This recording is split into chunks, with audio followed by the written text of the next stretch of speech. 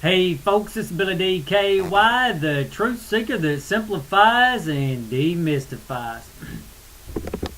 Okay, this is going to be a video. People have been telling me, oh, you can't, not everybody, but a few people have been saying that you can't know what you're saying about God. That's really beyond your understanding. It's just a theory. And so, I was thinking today as I was riding my bike home from the gym, and I was like, let's assume I'm wrong, just for the sake of being open-minded. And I was looking at it, I was thinking, it is completely ridiculous to assume I'm wrong. And so that's what I'm going to show you, how funny it seems to me.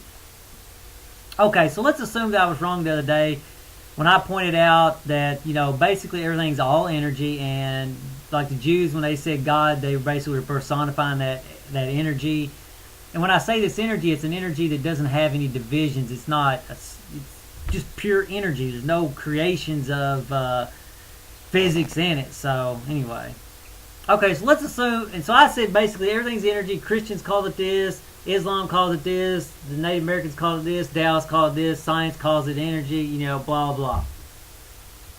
So so that can mean there's several situations. One, let's assume that Christianity is correct and everybody else is wrong. And if you really think about it, it's really hard to assume that everything that Christianity says is correct when, science keeps proving it wrong over and over again. And like I said the other day, the truth is verified by many sources, therefore, the truth repeats itself endlessly, therefore it is verified by many sources.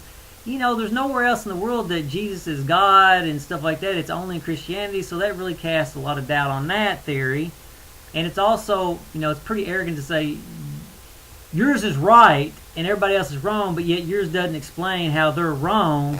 It just, you're just claiming that you're right. So, and it's the same with Islam. It's different, but the same thing. Assuming, if you assume your way is the only way, but yet you can't really prove how everybody else is wrong, and it's the same situation. Taoists, they're not really saying anything like that, so they're not putting themselves in that position. Native Americans didn't say it either, but just assume. And you see it with science. Science is pretty good at being right about little specific things, but if you assume any one of those is completely right and the others are wrong, it just doesn't make sense. They're all basically saying the same thing. Okay, another possibility could be that they're all right and everything's relative. Christianity is completely right, Islam is completely right in its own way. The Taoists, the Native Americans, the science is all right in all its ways. But then that leads into Occam's razor. And here's Occam's razor. The popular saying for that is the simplest explanation is usually the correct one. So let's look at each one of those. Christianity has a model. It's very complicated. That book is 2,000 plus pages. Islam, it's got a lot of pages in it. Taoism is probably one of the shortest. And the Native Americans, they didn't even write it down. So in some ways, they might be the smartest.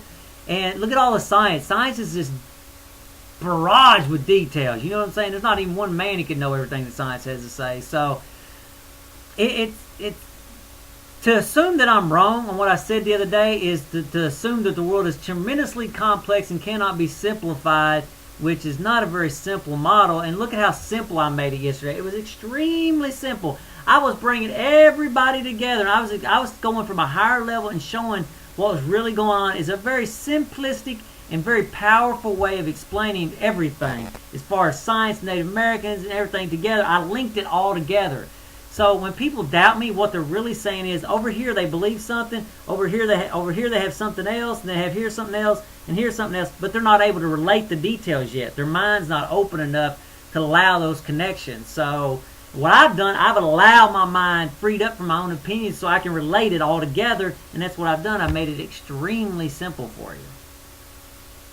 Again, notice all those things. A lot of them divide people, where I'm bringing people together under the unifying concept of growth, which is simplistic and unusually powerful if you really start looking at real life and realize it's all about growth. It explains everything.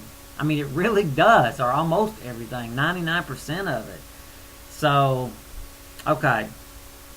And again, the simplest explanation is usually the correct one. Mine is extremely simple, and therefore it is most likely the correct one. Okay, another point that I wanted to say too, because people, I don't know, let me just say it. Following the Way of Growth, which is first link in the information section of this video, FWG is God's will simplified. I mean, just look at that Following the Way of Growth. I've simplified God's plan to one word, grow. And then from there, if you're wanting to grow most effectively, I've given you 9 extremely simple principles to follow God's will completely. You don't have to get caught up into some book that's 2,000 years old or 1,400 years old. It is extremely simple. I've simplified it to the essence of everything that works, and I've got rid of all the bullshit that don't work. That is a perfect model. It is beautiful. It is as simple. It is as beautiful as it is simple. It is the simplest explanation of what's going on in this world, and it is also the simplest path out there, but no, it's not simpler than it needs to be. It is the most beautiful of all paths. And here's what I say. Those who know God's will the best know God the best. So, if I've created the best system, then that probably means I'm the ultimate authority in telling you what God's will really is. And, it's that simple. If you use my principles and you know they work, then I know God pretty well. And I ain't saying I sit around and talk to God. I'm just saying God is reality. God's will is written all over reality. So, again, in a division that people feel is only within your own mind. People think there's a spiritual world and then there's the material world. It's all one world. The division only exists in your mind. What you've done is you have a spiritual side over here, then you have a materialistic, greedy side over here, and you have not united those two worlds. The difference between you and I is I take the division out. I live my spiritual life in my real life and I put real life into my spiritual life. There is no division within my mind, and if there is, I'm continually closing that. And I want to say this again. FWG was developed not by me assuming I already knew. I allowed reality to mold my mind to the way it is, or if you want to say it in a Christian term, I allowed God to mold my mind to His will. I'm not trying to impose my will on God, you know what I mean, or the essence of life. I don't care what you call it, you know what I'm saying. I just use the word God because I'm in a Christian country and it's a familiar word to me. And again, just play with the thoughts in your mind. Assume I'm wrong. It's too complicated. It's too messy. To assume I'm right makes everything just fall in line so simple. And when you understand FWG and this power, you've actually lived some of it, you start realizing how powerful it is.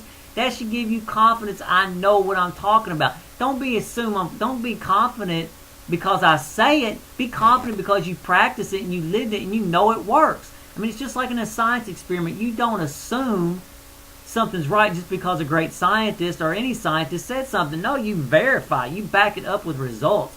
If you haven't lived or practiced the 9 principles, you really don't know how powerful they are.